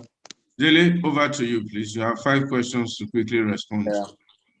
That's my question. Yes. What does he think about Chief Afe Babalola's suggestion that we should go for an interim government? We got that. We got that. Okay, thank you, Reverend. Thank you. Now, the first of this series of questions asked what's the balance between restructuring and I didn't get the second part, but I think, anyway, people would come forth and speak to restructuring. Even Buhari spoke to restructuring in 2015. And I believe in 2018, if he inaugurated the El Rufai committee that was meant to advise on restructuring. But when we listen to a person speak to restructuring, one of the first things that we must necessarily do is interrogate the credibility of the person who is speaking to restructuring. If a man like Tinubu speaks to me about restructuring, I must, of course, take that with a heavy dose of salt, because his vice presidential candidate is on record, on film, speaking passionately to the fact that, in fact, that if I may quote him, he said, restructuring my putsch. He made it clear that restructuring is something that is to be embraced only by fools, and he had no interest whatsoever in restructuring. Mr. Tinubu himself has never once, at least not in the last 7 years, spoke about the need for restructuring. When he was busy jostling with Obasanjo in relation to the local governments that he created in Lagos, rightly so, if I might add, but that were never recognized by the National Assembly and thus never gazetted and has remained ungazetted in spite of the fact that the government he helped to midwife is the one in power today. Mr. Tinubu has kept quiet on the subject of restructuring. So I am left with very little choice but to believe a man who has said things in the past and done exactly as he has said he would do. And again, if you might go back to where we started this discussion, I spoke to the fact that we are in a leadership recruitment process. Peter Obi is part of a movement. He's just merely the arrowhead of that movement. The Nigerian people are the ones who are speaking loudly about the need and the urgency of restructuring. And the man has identified with that. As I said, I sat down in 2 meetings where he was present. I have spoken to one, the other I prefer to leave, but I heard him sufficiently, and I am persuaded and I believe that he will keep his word. Now, you must also remember that it takes more than the president to decree restructuring. It has to go through the National Assembly, and as moribund as that National Assembly might be, that represents the existing legal order in Nigeria. But I am also familiar with the fact that when leadership is provided by the presidency, practically nothing is impossible for the Nigerian president. He's almost more powerful than the American president when it comes to his capacity to enforce his will. So if we have a president who is genuinely interested in restructuring, and given the fact that where we are today is indicative of the need, there is an urgent need that nobody is denying any longer, I believe very strongly that we will not have a better opportunity to bring about restructuring employing what is admittedly a flawed process. The second question speaks to how do we finance Peter Obi? Well, as Pastor Ito has rightly pointed out, I'm not part of his finance committee, but I am certain because of the controversies that have been raised in recent times by those who are claiming that he should be disqualified because of the fundraising attempts abroad. I know as a fact that whilst you cannot donate to the political party from the diaspora, you can donate to his political action committee. And I'm certain that in due course, this will be publicly made known to everybody, and those who are willing to contribute to that fund will be able to do so. The next question speaks to Peter Obi's capacity. Let me say this. Capacity is relative. We are faced, every time you are presented with a basket of choices, you have to look to what is before you, and on the basis of what is presented to you, you then decide what the best option might be. I've looked at what is before Nigerians. I've not only looked to the pedigrees or the persons, I've also looked to their capacity to appeal to sufficient numbers. Because at the end of the day, politics is a game of numbers. I believe that there are sufficient numbers out there to propel the movement that has Peter Obi as the arrowhead into office. That is my belief. And I believe that he has the capacity to deliver on each and every one of the desires of the Nigerian people and the things that are seriously needed in this hour, fresh ideas, the complete re-envisioning of Nigeria and its reconstruction. I believe that Peter Obi has the capacity, and these are the reasons that I am supporting him. And I believe he has the capacity to deliver on these promises. Then the gentleman who spoke to the poverty of the mind. You see, as I pointed out earlier, the Nigerian state and its rulers have weaponized ignorance. They have also weaponized poverty. So when you have a situation where a man has been rendered impoverished in the mind, because poverty begins in the mind, a man might have money and still remain poor because he has lost the capacity to envision.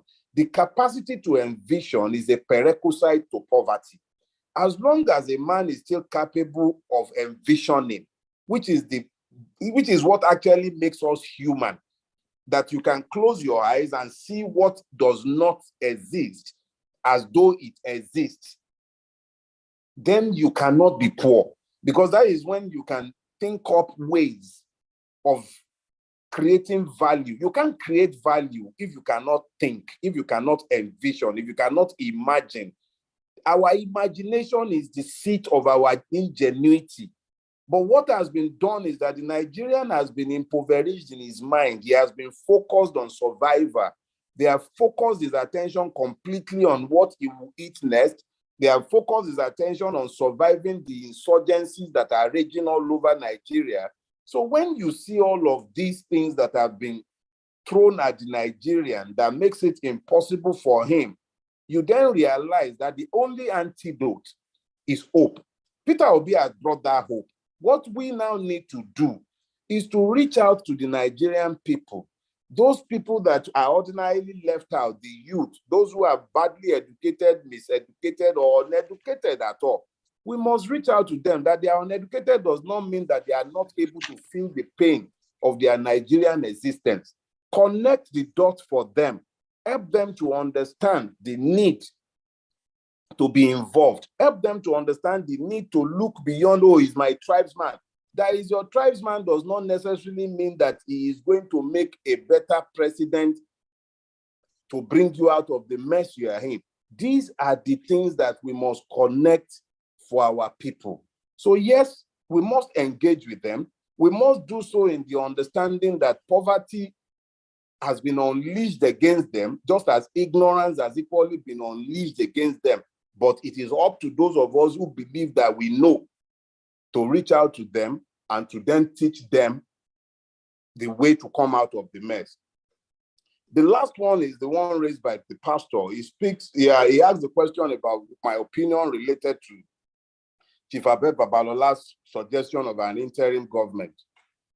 In an ideal world, that would have been the perfect solution in Nigeria, because if we had an interim government of national unity, we could then sit down and think through our many problems and then prefer solutions and then agree on the path forward. But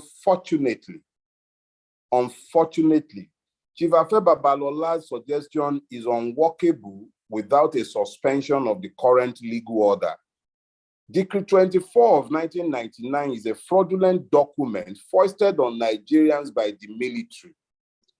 But whether we like it or not, and I don't like it, it is the existing legal order.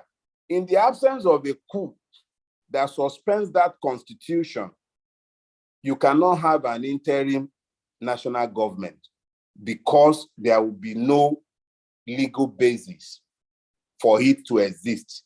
In the absence of that legal order for its existence, it is a prescription for chaos, because there is no way to place it in the public space or for the people to embrace it. So it's a good suggestion, but it's a suggestion that exists only in the imagination of the gentleman who made that suggestion, because as he well knows, as long as the current legal order exists, as fraudulent as it is, you cannot have that interim government. And the same goes for, I think I missed out the part of the question asked by the gentleman who was referring to the 1999 Constitution, but it's the same answer, really. It is the existing legal order imposed by military fiat, which is why it's a decree. It is that existing legal order that makes it impossible for us to look beyond Decree 24, which calls itself the 1999 Constitution.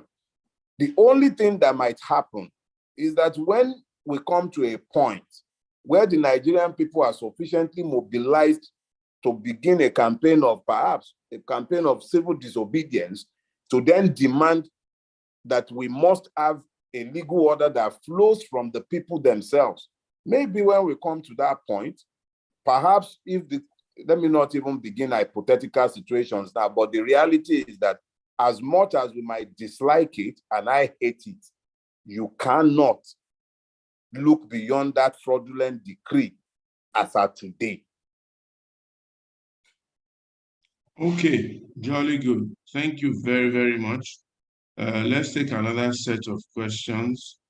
Galaxy Tab A, Amechi Ndili, Walter Amugo, my brother Afolabi Ajidao, and somebody, either it's Adewale Adebayo himself or somebody on his behalf. We'll take those 5 questions very, very quickly. And also, Dele, I'm going to ask that let's keep your responses short so that we can take as many questions as possible in the little time that we have left. Straight to the point, please. You have 30 seconds only to ask your question. Galaxy Tab A, I don't know who that is. Unmute yourself. Back end, let them be able to unmute.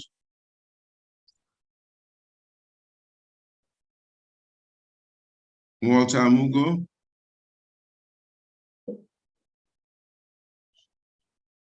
You want to unmute yourself? Afolabi Ajidao, please unmute yourself. Ask. Amechi, are you ready to ask your question now? Sure, yeah, I can ask. Please go ahead very quickly. Thank you for your time. So let me pose a scenario and have you respond to it. Okay. In my view, and this is just a scenario, whether PWB wins or loses, that the country is more or less headed for a some kind of endgame scenario. So let us assume that he wins. The fact remains that he will be a minority president, in the sense that he will not have a Senate that is of his party.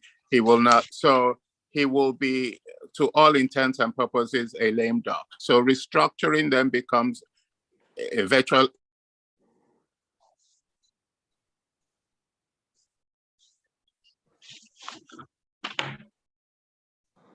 We lost you.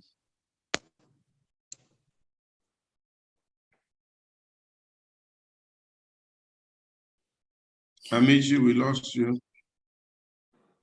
Okay, at least we've gotten what you've said. Peter Obi might be a minority president and will not have the capacity to pass his views through the House. Walter Amugo, please. Okay, thank you so much. My question is, what's the chance that Peter Obi can actually restructure Nigeria? And perhaps if he's unable to do that, of course, the last administration, the likes of Goodluck promised us that as well. Goodluck tried doing that, and then of course they organized the plan and everything, and at the end of the day, we didn't have any results. It just all for political whatever. But my question now is, what's the chance that Peter Obi can do this? And beside, are we just focusing on Peter Obi because he has showed us interest that he can restructure Nigeria? Well, Okay, perhaps he's unable to do that. Thank you very much. Afolabi Ajidao, please. Unmute yourself. Please allow Afolabi to unmute himself back end. Thank you. And my question, Dele, thank you very much. Always very insightful listening to you. Always forthright. Thank you very much. My question is, you keep saying, Barry, how much also do you blame, it adds on to the previous questions of the National Assembly. Do you put on the National Assembly just rubber stamping everything that this president has wanted to do? Borrow, borrow, borrow, and nothing's been going on. That's my question. Okay, thank you very much. Walter, you wanted to finish your question? I thought we have gotten the gist of the question. Peter Obi will be a lame duck president or something like that. Yeah. Okay, if we can unmute you, we'll get you back to finish the question. But let's, Adewale Adebayo, can you unmute yourself and ask your question?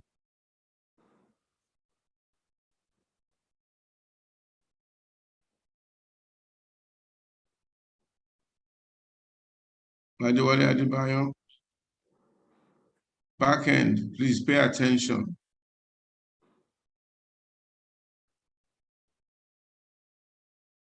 Not unmuting. I told him to unmute. He's not unmuting. All right. Can you unmute Walter then? Let him finish asking his question. Walter? Walter Mugo. Yeah, thank God. Yeah, my next question is regards education. I think that the change in education didn't start today. It started back then. And again, what I'm asking the speaker, so what steps or what's expected of the citizens as regards education? Because of course, it's still the same structure we've been using before now. We move from one system to another, but it appears to be the same thing. So what is the challenge? What steps should we take further? I mean, if you have to advise the next administration as regards education, what system do we think will work best in Nigeria? All right, thank you very much. Osarubo Egige, can you ask your question, please, very quickly?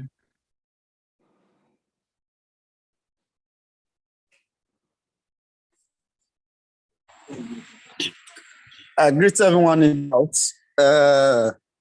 My name is Osarubo Egige Omokanunoma. I just have a brief question to ask concerning this Nigeria election, the way it goes, because there are a lot of fraudulence in our elections. Number one, in the north, I think in 2011, my junior brother went there for an NYC, so he worked with the INEC. She told us that when they do their voting over there, after people finish voting, there are politicians that will bring their votes. Then when they try to counter, they will threaten them. So they have to collect that one from them. And this thing has been giving kudos to the North for a very long time. But there are a lot of things that is going on there concerning our electoral, the way the election rigging have been happening in the North. What are we going to do about that? That is my question. Thank you very much. Dele, please answer these questions very quickly. We still have quite a few more people who want to answer, but we may not be able to take more than another 5. I'm sorry. Okay. We're running out of time. I think about 2 people asked this question about Peter Obi's capacity to restructure Nigeria in the face of the likelihood that he might not have the parliamentary majority. You see, there is something that we are all ignoring when we ask this question. And what we are ignoring is the fact that the presidential election and the elections into the National Assembly are usually held on the same day. The 2 elections are on the same day. You vote the presidency, you vote the Senate and the House of Reps at the same time. My belief is that if Peter Obi is to be elected, and I'm sure by the time election campaign starts, the importance of having a parliamentary majority would be highlighted for the electorate. Now, if this proves to be inadequate, I must also now take the same argument that had been used earlier, which was the one where we were hearing how the current president constantly gets the National Assembly to rubber stamp and give him anything he wants, including the ruinous loans that he has been taking on behalf of the Nigerian people.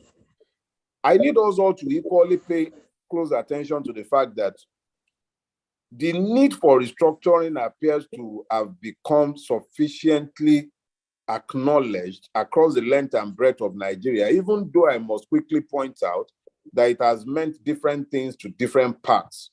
But there are things that we cannot generally agree on that are urgent and in need of restructuring. So where you have unanimity, regardless of the political affiliation or the region, those ones should be able to go pretty fast. You might not be able to have the wholesale restructuring that are desired by the likes of me, but there must be some movement, especially when it comes to fiscal federalism, state police, the governance structure. I believe that these are things that should be quickly agreed, regardless of who controls the National Assembly. Now, the key question is political will. The current president does not have any interest, even though he has used it sufficiently to campaign on 2 different occasions. He has not demonstrated any interest or even a grasp of what is meant or required if we're talking about restructuring Nigeria. So let me not belabor the issue. I believe that there is no basis for thinking that Peter Obi might not have a governing majority in the National Assembly. If he should win the presidency, there is a good chance that he would have more than enough. At least he should have a sizable chunk of the National Assembly as well. That is one. The second of these issues is what do we do with education? Well, you have asked my opinion. I'm not suggesting that this is because I have not asked Mr. Peter Obi what his policy on education would be, but you've asked my opinion. And my own opinion really is that we've gotten to the point where, yes, we cannot leave funding of education exclusively to the government, but the government must be seriously involved in the process. Nigeria has proven itself incapable of a coherent education policy. And that education policy, the education policy that we have had for some years, is unfit for purpose. When a person goes to school and is learning A for apple, B for whatever it is meant for in Nigeria, and the English language remains the language of instruction, I think that we need to rethink all of this. We should be, when I went to school, Yoruba language was the language of instruction until I got to primary 4. In fact, Yoruba language was used to teach me English language until I got to primary 4, when English language was introduced.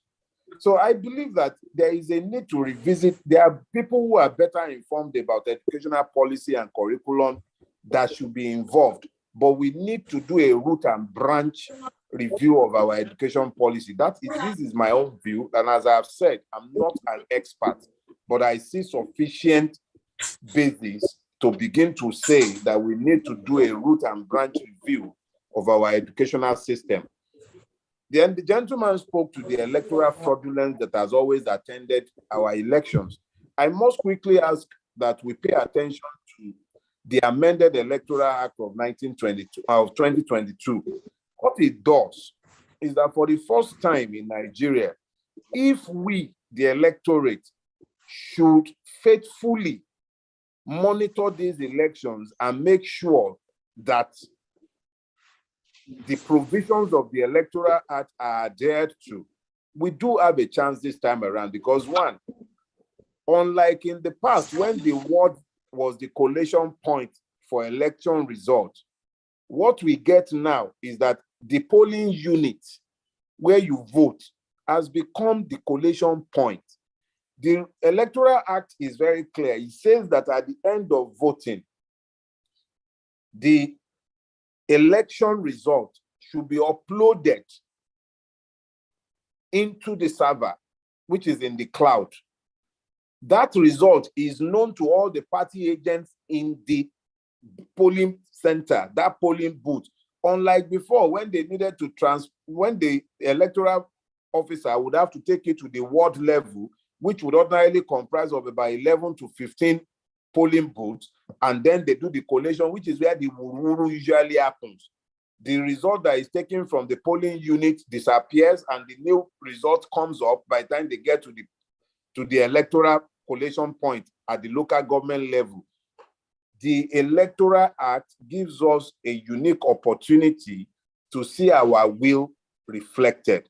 I am not discounting the capacity of the Nigerian political class to make sure that our will does not matter.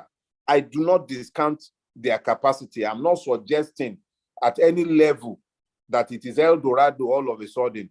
If it will work or it will not work will be a function of our own readiness to make sure that we hold the electoral officers to account. But at least for once, there is a chance. However, I did deliver a series of lectures. I believe that was in January, February this year.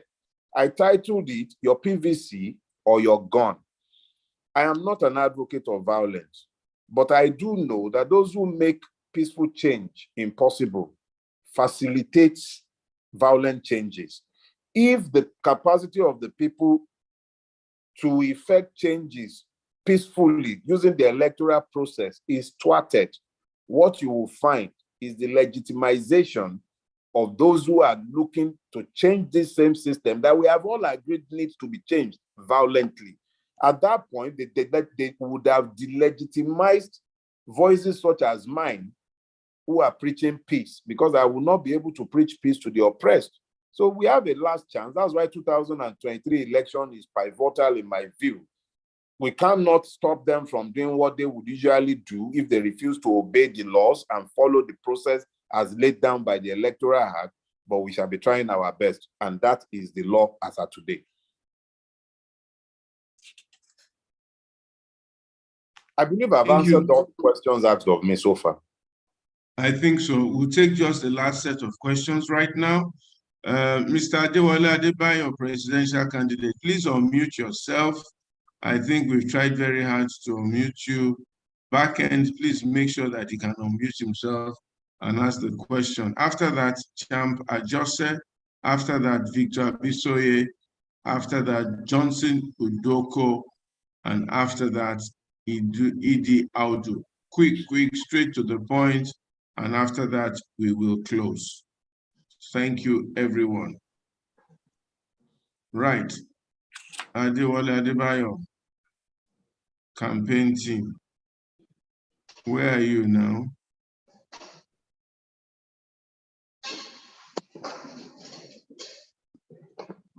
I think another person asked their question. Hello. Hello, yes.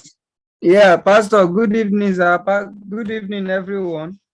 This is Pastor Ade Alabi from Adewale Adebayo's campaign, presidential campaign organization. Okay, please go ahead. Greetings to our guests.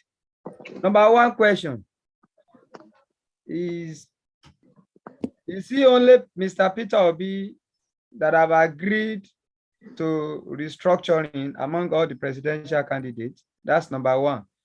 Number two, can you also vouch for Mr. Peter Obi in terms of the audacity and the courage in order to do the needful in some critical areas of the sector, like the insecurities, the investment, and the other areas? We live because of the relationship. Will we be able to face it? Because we all knew ourselves, we are deceiving ourselves that our problems in this country is not ethnicity, is not tribe, is not religion, it's rather our leader, because they are anti-masses. So will you be able to fight for him that you'll be able to do the needful and the audacity to tackle these things without having sympathy for his allies? Thank you. Thank you very much. Champa Joseph.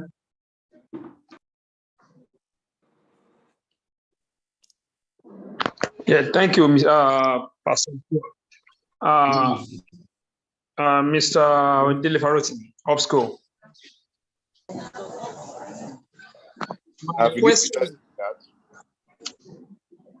My question is, you said earlier that intellectuals, which in our society should be participating in the political system, and you being an intellectual and well popular in this country, are you planning to test for an election?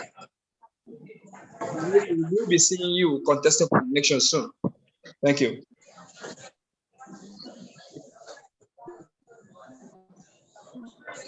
Okay. Mr. Victor Abisoye, please. Good evening, sirs. I just want to ask the doctor if you agree with, like you said initially, that Nigeria's presidency is by representation. That is presented to represent their region. Have we said, or have we polled the Igbos? As the Igbos come out to tell us that Peter Obi is their candidate, or do we want to repeat the event of 1999, where the other regions chose a candidate, a Yoruba candidate for Yoruba against their wish, which delegitimized Obasanjo's presidency? Are we planning to repeat that? Thank you. All right. Next person, please, Mr. Idi Johnson Idoko. Okay. Good evening, sir, and thank you very much for this opportunity. And I would like to be brief for the sake of time. I really would like to know the opinion of Mr. Rotimi, particularly as concerning Peter Obi or the Labour Party's manifesto. As it were, we have less than 20 days to the campaigns. And up till now, we do not have a manifesto, a Peter Obi manifesto or a Labour Party manifesto. So on what particularly are we running on? Thank you, please. Well, I'm not sure if Mr. Farotimi is able to answer that question. He's not representing Peter Obi campaign here. He's just expressing his own personal opinion, but let him be the judge of that. Idi Audu, please. Last question. Thank you very much. And thank you so far with the presentation. I would like to say that our problems is not just the issue of the president. For example, the National Assembly. What can we do to see to it that they represent us properly? And if they are not representing us, we can call them back, because they are part of the problem. Thank you.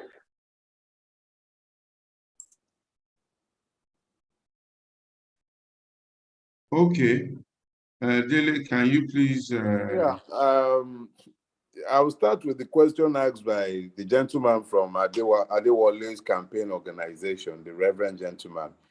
Now, it is not only Peter Obi that has indicated a willingness and a readiness to restructure, but amongst all the people that have indicated this, I am obliged to pick one and pitch my tent with that person. I have already explained that in my own idiocy, I am of the honest opinion that it is the turn, just like somebody will say Melokan. I am of the opinion that it is Ibolokan. As stupid as that might sound, that is what Nigeria has compelled us to embrace. And in my own view, that is the person I have settled on. However, having settled on him, I am also not, I'm not blind to the fact that there are several persons that Mr. Peter Obi has tolerated in his space that I ordinarily would not even spend any time with. Amongst them is the like of Obasanjo and of course IBB. But I need us all to understand that this is politics. I'm not a politician. He is a politician.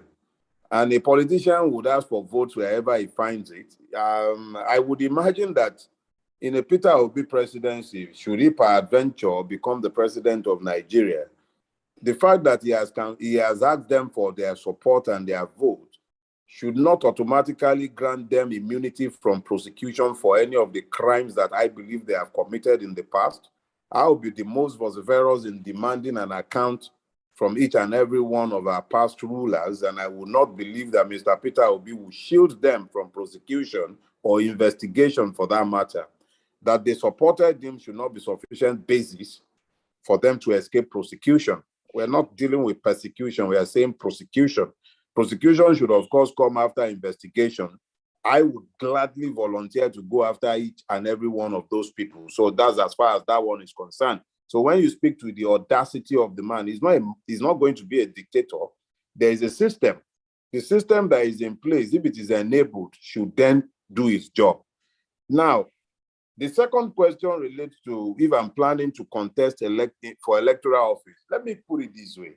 My natural inclination is to retire into my own private space. I've wanted to write all my life. I've wanted to spend time writing. I'm no longer interested in things but if the objective realities in 2027 suggest that one must become personally involved, I assure you I would have no hesitation. I am a Nigerian who does not enjoy second citizenship of any other country. I do not have a bank account outside Nigeria. I do not have a home outside Nigeria. So I am directly affected by anything that happens within the Nigerian space. And if what it would take to change the Nigerian trajectory and the story is my own personal involvement in the electoral space, I will definitely get involved. This is the first time I'm getting involved in supporting any candidate. That is a mark of just how desperate I believe the situation has become. The third question, the person was asking if Peter Obi is the anointed candidate of the Igbo. See, in 1999, nobody asked the Yorubas who we preferred. The only thing that happened was that power was ceded to the Southwest. AD, to which I belong as a member of Afenifere, threw up Falaye, and the PDP threw up an Obasanjo. And Nigerians generally preferred the Obasanjo presidency, so they voted for him over and above our own preferred candidate. I do not believe he suffered any crisis of legitimacy, even though he himself was a resounding failure, in my opinion, which is not changed by the fact that several other people who have followed him have failed just as resoundingly as he did. The fact remains that whilst we might have power ceded to a region, it does not grant that region the veto to determine who the people will eventually vote for. After all, we still pretend that it's a democracy. Amongst the Igbo candidates that have come up, he is the person that I consider the most qualified, and it's not just on account of his Igbo ethnicity. On his own, in his own right, I consider him a good candidate, and that's why I'm supporting him. That is without prejudice to those who do not share my stupidity and who might decide to vote for a Yoruba man or even another Fulani in the person of Atiku. But me, aside from the fact that I believe that it's the turn of Ndi Igbo, I also believe that he is eminently qualified and is the right man in this time. The next one is, when is his manifesto coming? I am not part of his manifesto drafting committee, but I've had occasion to ask the same question of those who are involved. And I know as a fact that it would be released before the election campaigns will commence. I believe on the 28th of September, the manifesto would have been released before then. The last one, the question about the National Assembly. The National Assembly has for too long escaped scrutiny. We've all concentrated on the presidency. In some cases, we've concentrated on the governors. We've not really looked to the legislators. But the emerging scenario would suggest that this is about to change. A Peter Obi candidacy, for instance, has made it imperative that we look to the kind of persons we are going to be sending to the National Assembly. And this has already come up in the questions that have been asked before now. So I believe we should be getting a better crop of legislators in the coming election. And where this fails, the recourse to recall still exists. As moribund and fraudulent as that constitution might be, there are clauses in that constitution that allows for the recall of legislators who have failed the people they purport to represent. I think that answers your question. I did see a gentleman, I think Afolabi, who is saying that I have not answered his question. I've had a lot of questions thrown at me. I jotted them down. I believe I did the best I could to answer them. If I've omitted to answer it, I'm sorry. Perhaps you would engage me in some other platform and I'll be glad to answer you. Thank you very much. Okay, thank you very much, Dele. Thank you for being on this platform. I'm told that you have to be off and we're a bit out of time, truthfully. So we will let you go, and I'm sure that when we please ask you to come back, you will come back very insightful. Although some people have commented that this seems to be like a P2P campaign, this and that. I'm sure that was not what was intended. That is just what came out. We're looking for a road to Nigeria. And I think our speaker was trying to be as factual and open-minded as he could. But nonetheless, there's still a few things to look at, and we'll look at them.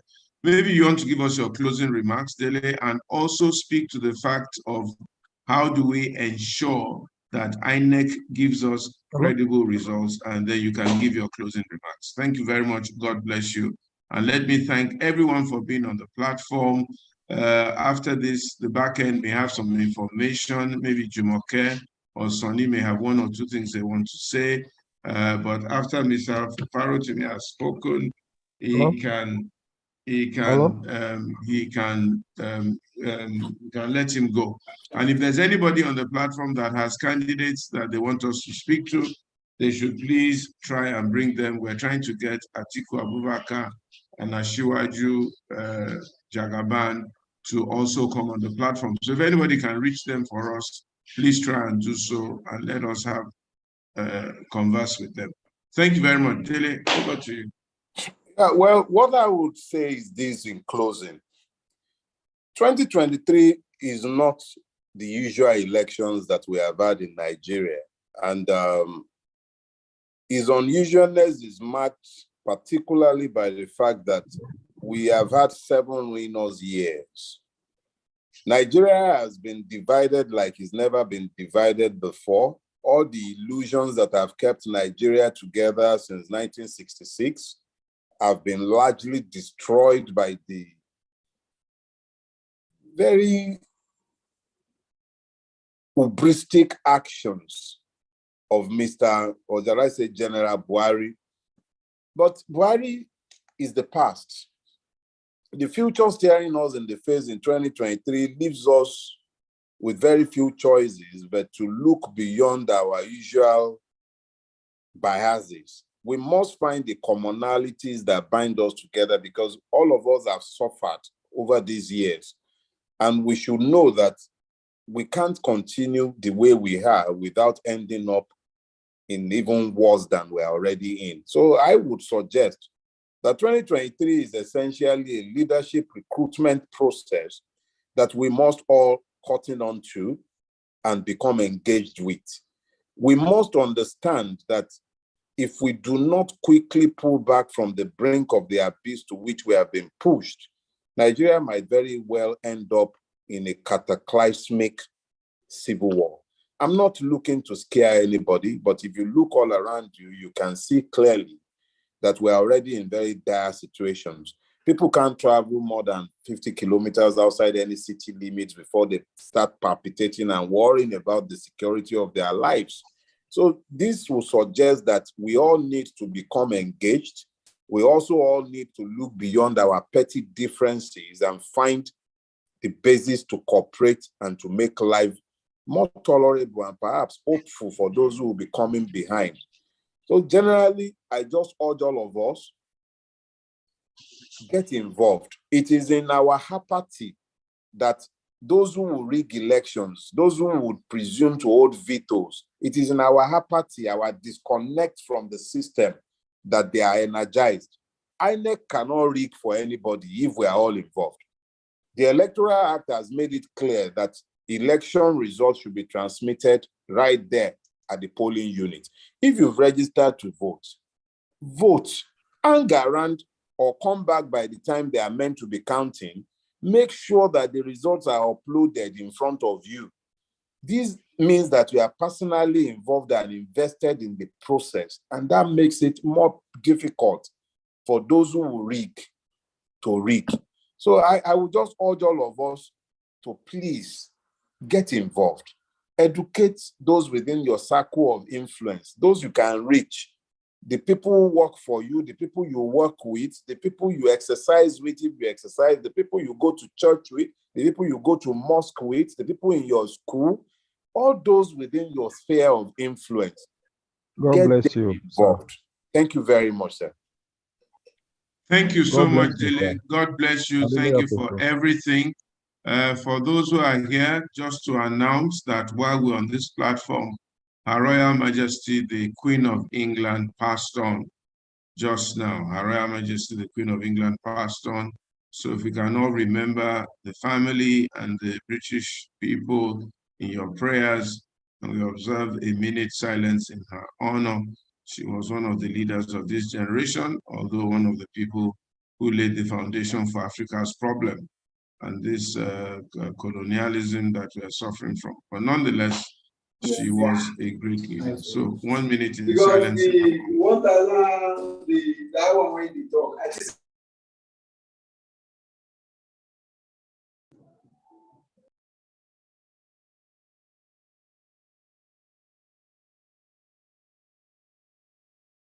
May her gentle soul rest in peace.